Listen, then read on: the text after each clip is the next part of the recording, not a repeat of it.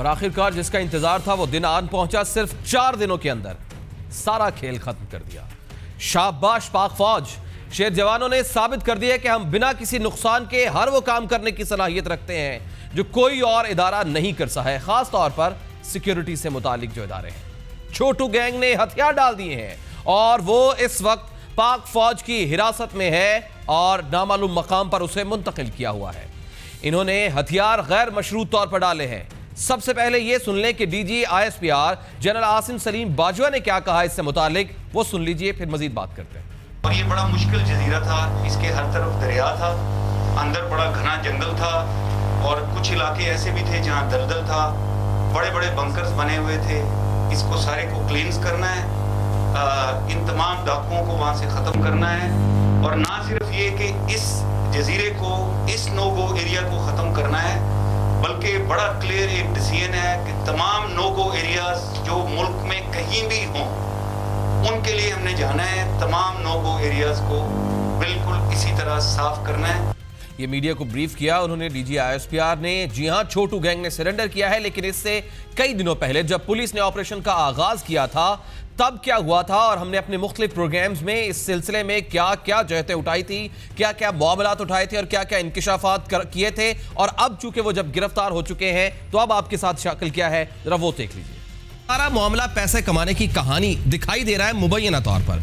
कच्चे के इलाके में अप्रैल मई में गंदुम की फसल पककर तैयार हो जाती है और फिर शुरू होती है कहानी। इस गंदुम के मालिकान को इस इलाके से निकाल दिया जाता है कि यहां ऑपरेशन करने लगे हैं और छोटू गैंग को पकड़ने जा रहे हैं और इस ऑपरेशन की आड़ में वहां इस गंदुम को काटा जाता है, बेचा जाता है और करोड़ों की आमदन होती है और वो जाती है मुबैना तौर पर वहां के DPO के पास। फिर ऑपरेशन खत्म हो जाता है और छोटू गैंग नहीं पकड़ा जाता है। अब जब पंजाब भर में ऑपरेशन का आगाज हुआ तो पंजाब पुलिस को मुबैना तौर पर यह ऑर्डर मिला कि अब इस छोटू गैंग का बाप बंद होना चाहिए। लेकिन दरअसल छोटू नहीं रहा था। उसने 25 पुलिस एहलकारों को फौरन यरगमाल बनाया और इस ऑपरेशन को इंतहाई कठिन बना दिया। पुलिस बेहद कोशिश करती रही और नाकिस हिकमत अमली, यरगमाल पुलिस एहलकारों के मारे जाने का खौफ जो उनकी हिरासत में है, कम इस्तेदादेदार की वजह से वो अपने मुतादिद एहलकार मरवा चुकी, शहीद करवा चुकी।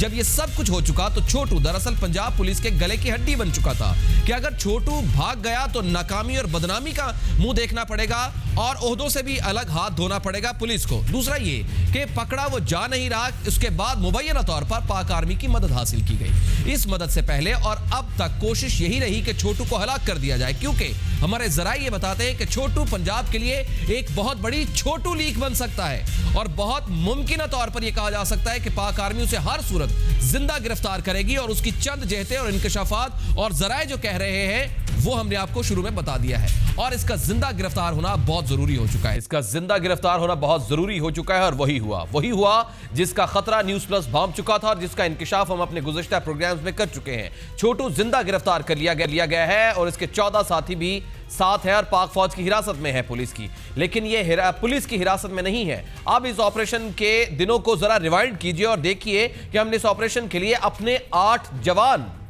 शहीद करवा लिए और नतीजा 0।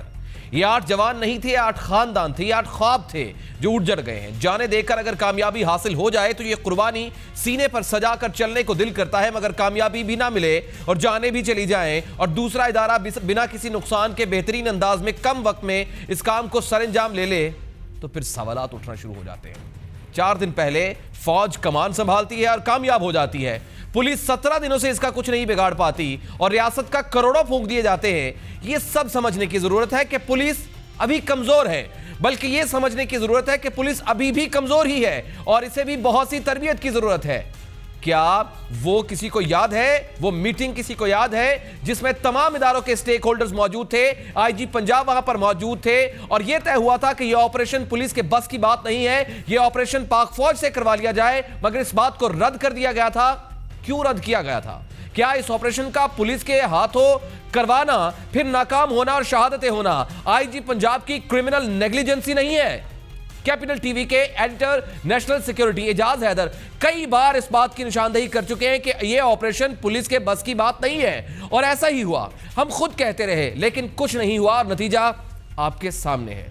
सिर्फ यही नहीं, इस जबरी पुलिस ऑपरेशन ने कई सवालात खड़े कर दिए हैं। यह पुलिस ऑपरेशन खुद क्यों करना चाहती थी?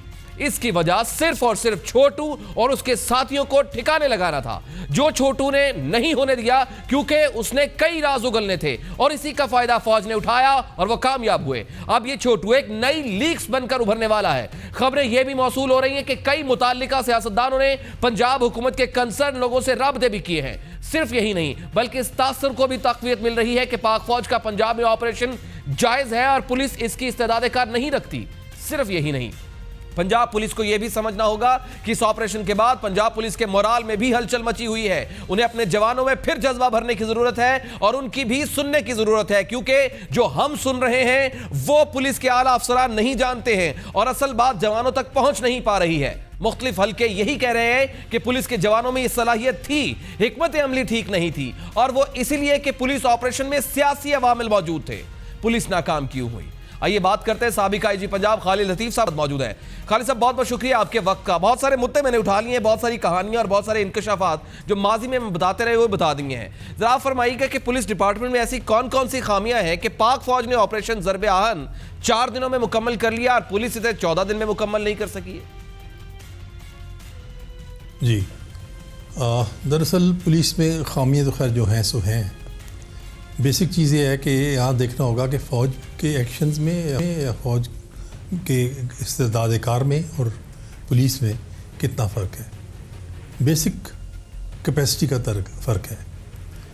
फ़ौज जो है वो बहुत प्रॉपर्ली इक्विप्ड है इस सारे मामले के लिए और पुलिस अव्वल तो इतनी इक्विप्ड नहीं है। उसके अलावा फ़ौज की कमांड जो है वो किसी से ऑर्डर्स नहीं लेती, वो मौके पर ख़ुद अपने फ़ैसले खुद करती है।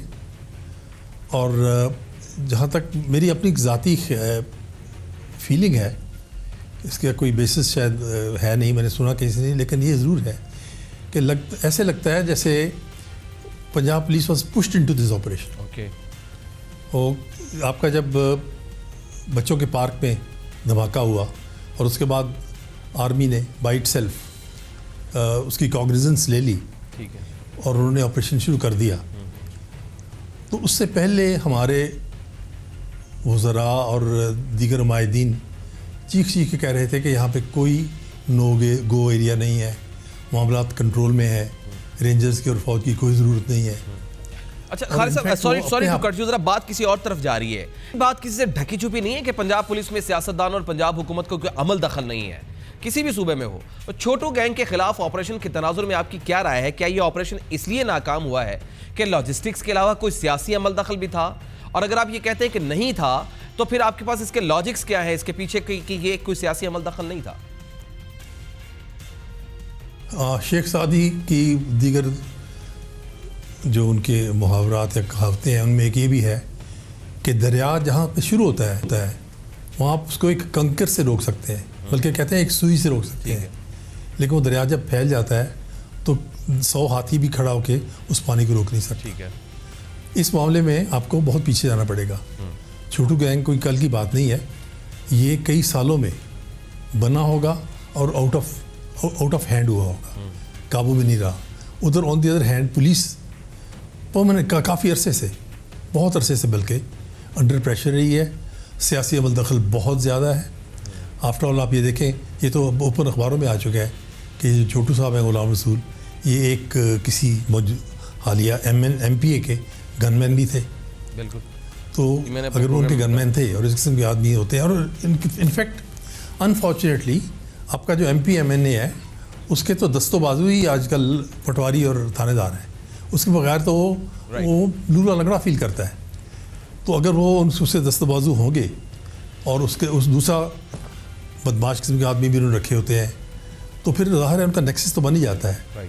तो ये छोटू गैंग जो है ये बढ़ता फूलता रहा और पुलिस जो है वो बेचारी या तो एक्शन ना कर सकी या उसके ऊपर प्रेशर्स थे। अब जब पोस्टिंग ट्रांसफर्स MP और MNA के कहने पर हुई हो, लाख चीखते रहे लोग यहाँ पे कि नहीं जी कोई इंटरफेरेंस नहीं है।